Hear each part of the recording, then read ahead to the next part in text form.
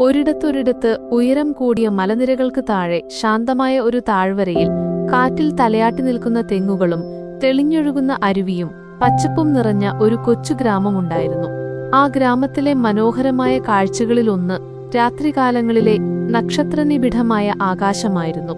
ആകാശത്തേക്ക് നോക്കി രാപ്പകൽ ചെലവഴിക്കാൻ ഇഷ്ടപ്പെട്ടിരുന്ന ഒരു ചെറിയ കുട്ടിയുണ്ടായിരുന്നു. അവന്റെ പേര് അപ്പു. അപ്പുവിന് ആകാശത്തുള്ള എല്ലാത്തിനോടും വലിയ കൗതുകമായിരുന്നു. രാവിലെ കിഴക്കുദിക്കുന്ന സൂര്യനോടും രാത്രിയിലെ അനന്തമായ നക്ഷത്രക്കൂട്ടങ്ങളോടും പ്രത്യേകിച്ചും ആ വെള്ളിത്തളിക പോലെ തിളങ്ങുന്ന ചന്ദ്രനോടും. അവന്റെ കൊച്ചു കണ്ണുകൾക്ക് ചന്ദ്രന്റെ ആ തിളക്കം വലിയൊരു മാന്ത്രികതയായിരുന്നു.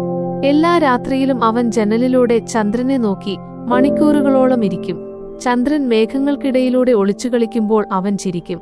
ചന്ദ്രൻ പൂർണ്ണമായി തെളിയുമ്പോൾ അവൻ ആഹ്ലാദിക്കും.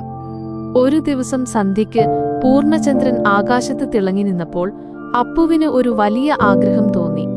അമ്മേ, എനിക്ക് ആ ചന്ദ്രനെ വേണം, അവൻ ഉറക്കെ പറഞ്ഞു. അവന്റെ ശബ്ദത്തിൽ വാശി നിറഞ്ഞിരുന്നു. അടുത്തിരുന്ന് പാത്രം കഴുകുകയായിരുന്ന അമ്മ അപ്പുവിന്റെ അടുത്തേക്കെത്തി ചിരിച്ചുകൊണ്ട് ചോദിച്ചു, എന്തിനാ മോനെ ചന്ദ്രൻ? അത് ഒരുപാട് ദൂരെയാണല്ലോ, മോൻ കണ്ടിട്ടില്ലേ? എത്ര ഉയരത്തിലാണത്? എനിക്ക് അതിനെ എന്റെ കളിപ്പാട്ടപ്പെട്ടിയിൽ വെക്കണം. അതിന്റെ വെളിച്ചത്തിൽ എനിക്ക് രാത്രിയിലും കളിക്കാം. എനിക്ക് ഇരുട്ടിൽ കളിക്കാൻ പേടിയാണ്. അപ്പു വാശി പിടിച്ചു. അവന്റെ കണ്ണുകൾ ചന്ദ്രനിൽ ഉറപ്പിച്ചു. അതിനെ പിടിച്ച് ഇവിടെ കൊണ്ടുവരണം. എനിക്കത് ഇപ്പോൾ തന്നെ വേണം. അമ്മ അപ്പുവിനെ സമാധാനിപ്പിക്കാൻ ഒരുപാട് ശ്രമിച്ചു. മോനെ, ചന്ദ്രനെ ആർക്കും തൊടാൻ കഴിയില്ല. അത് ആകാശത്താണ്, ഭൂമിയോളം വലുതാണ്. നമുക്ക് അങ്ങോട്ട് എത്താൻ കഴിയില്ല. പക്ഷേ അപ്പു അതൊന്നും കേട്ടില്ല. അവൻ ഭക്ഷണം കഴിക്കാതെയും കളിക്കാതെയും ഉറങ്ങാതെയും ജനലിലൂടെ ചന്ദ്രനെ നോക്കി കരയാൻ തുടങ്ങി. അവന്റെ വാശി കണ്ടപ്പോൾ അമ്മയ്ക്കും അച്ഛനും വല്ലാത്ത വിഷമമായി. അവർ എന്തു ചെയ്യണമെന്നറിയാതെ കുഴങ്ങി. അപ്പുവിന്റെ ഈ അസാധാരണമായ ആഗ്രഹം സാധിക്കാൻ അവർ പല വഴികളും നോക്കി. അച്ഛൻ ഗ്രാമത്തിലെ ഏറ്റവും വലിയ ഏണി കൊണ്ടുവന്നു. രാവി വെളിച്ചത്തിൽ അത് മരത്തിൽ ചാരിവെച്ച് കയറാൻ ശ്രമിച്ചു.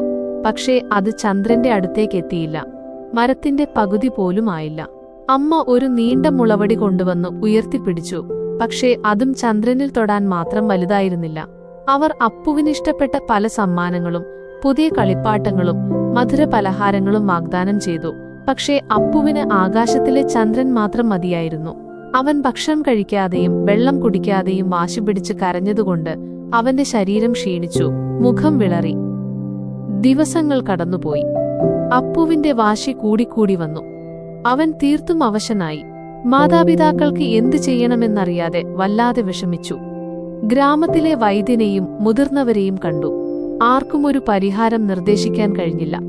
ഒരു രാത്രി അച്ഛൻ ജനലിലൂടെ ചന്ദ്രനെ നോക്കിക്കൊണ്ടിരുന്ന അപ്പുവിനെ മടിയിലിരുത്തി. അവന്റെ കുഞ്ഞുമുഖം തന്റെ നെഞ്ചിലേക്ക് ചേർത്തു. മോനെ, നീ കേട്ടിട്ടുണ്ടോ? ചന്ദ്രൻ നമ്മളെപ്പോലെ കളിപ്പാട്ടങ്ങൾ ഇഷ്ടപ്പെടുന്ന ഒരു വലിയ സുഹൃത്താണെന്ന് അച്ഛൻ പതിഞ്ഞ സ്വരത്തിൽ ചോദിച്ചു. അപ്പു ആകാംക്ഷയോടെ തലയുയർത്തി അച്ഛനെ നോക്കി. അവന്റെ കണ്ണുകളിൽ പ്രതീക്ഷയുടെ ഒരു നേരിയ തിളക്കം. അങ്ങനെയുണ്ടോ അച്ഛാ? ഉണ്ട് മോനെ, അച്ഛൻ പറഞ്ഞു. ചന്ദ്രന് ഒരുപാട് കൂട്ടുകാരുണ്ട്. ആകാശത്ത് മിന്നിത്തിളങ്ങുന്ന നക്ഷത്രങ്ങളും വെള്ളമേഘങ്ങളും രാത്രിയുടെ നിശബ്ദതയുമെല്ലാം അവന്റെ കൂട്ടുകാരാണ്. അവരെയൊന്നും വിട്ട് ചന്ദ്രൻ ഇങ്ങോട്ട് വരാൻ കഴിയില്ല. ചന്ദ്രൻ വന്നാൽ ആകാശത്തിന് സങ്കടമാകും. പക്ഷേ മോന് ചന്ദ്രനുമായി കൂട്ടുകൂടാൻ ഒരു വഴിയുണ്ട്. എന്താണത് അച്ഛാ? എന്താണത്? അപ്പുവിന്റെ കണ്ണുകൾ ആവേശത്താൽ തിളങ്ങി. അവന്റെ കരച്ചിൽ നിന്നു.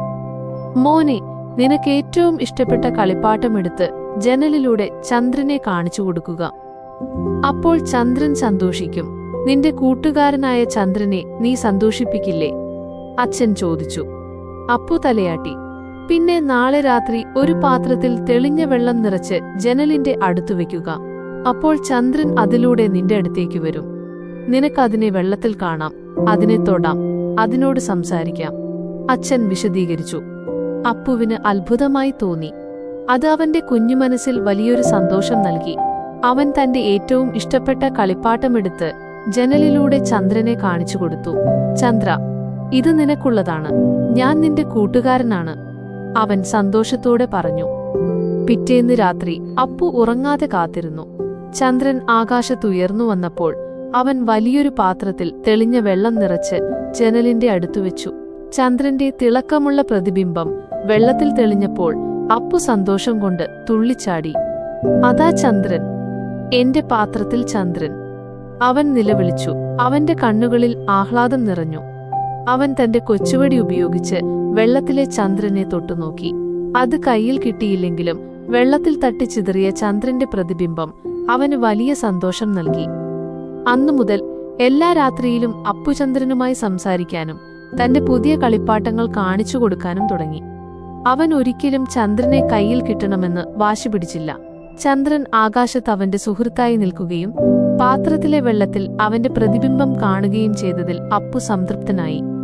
അവന്റെ വാശിയെല്ലാം മാറി. അവൻ പതിവ് പോലെ ഭക്ഷണം കഴിക്കുകയും കളിക്കുകയും ചെയ്തു. അവന്റെ മുഖത്ത് വീണ്ടും ചിരി നിറഞ്ഞു. അവൻ പതിയെ മനസ്സിലാക്കി, ചില കാര്യങ്ങൾ നമുക്ക് കയ്യിൽ കിട്ടില്ല. അവ അപ്രാപ്യമായ ദൂരത്തിലായിരിക്കാം, അല്ലെങ്കിൽ അവയുടെ സ്വഭാവം അങ്ങനെയായിരിക്കാം. പക്ഷേ അവയെ നമുക്ക് ദൂരെ നിന്ന് ആസ്വദിക്കാം, അവരുമായി ഒരു ബന്ധം സ്ഥാപിക്കാം, അവയുടെ സാമീപ്യത്തിൽ സന്തോഷം കണ്ടെത്താം. അവന്റെ മനസ്സ് ശാന്തമായി. അനാവശ്യമായ ആഗ്രഹങ്ങൾ ഉപേക്ഷിച്ച് ഉള്ളതുകൊണ്ട് സന്തോഷിക്കാനും പ്രാപ്യമായ കാര്യങ്ങളിൽ സംതൃപ്തി കണ്ടെത്താനും അവൻ പഠിച്ചു. ആ കൊച്ചുകുട്ടിക്ക് ജീവിതത്തിലെ ഏറ്റവും വലിയ പാഠങ്ങളിലൊന്ന് ലഭിച്ചു. യഥാർത്ഥ സന്തോഷം ആഗ്രഹങ്ങൾ നേടുന്നതിലല്ല, ഉള്ളതിനെ അംഗീകരിച്ച് സന്തോഷിക്കുന്നതിലാണ്. കഥയുടെ സാരം: ആഗ്രഹങ്ങൾക്ക് പരിധിയുണ്ട്, യാഥാർത്ഥ്യബോധം പ്രധാനം. നമുക്ക് നേടാൻ കഴിയാത്ത ചില കാര്യങ്ങളുണ്ട്. അവയെ അംഗീകരിച്ച് മുന്നോട്ടു പോകാനും അസാധ്യമായതിനെക്കുറിച്ച് വാശി പിടിക്കാതിരിക്കാനും പഠിക്കുക. സംതൃപ്തി കണ്ടെത്തുക. എല്ലാ ആഗ്രഹങ്ങളും നിറവേറണമെന്നില്ല.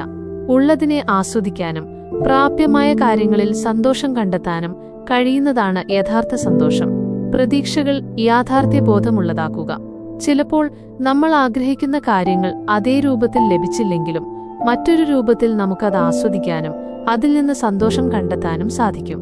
ബുദ്ധിപരമായ പരിഹാരങ്ങളും ക്ഷമയും.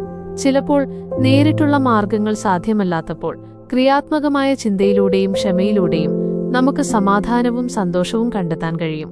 അനുഭവങ്ങളിൽ നിന്ന് പഠിക്കുക.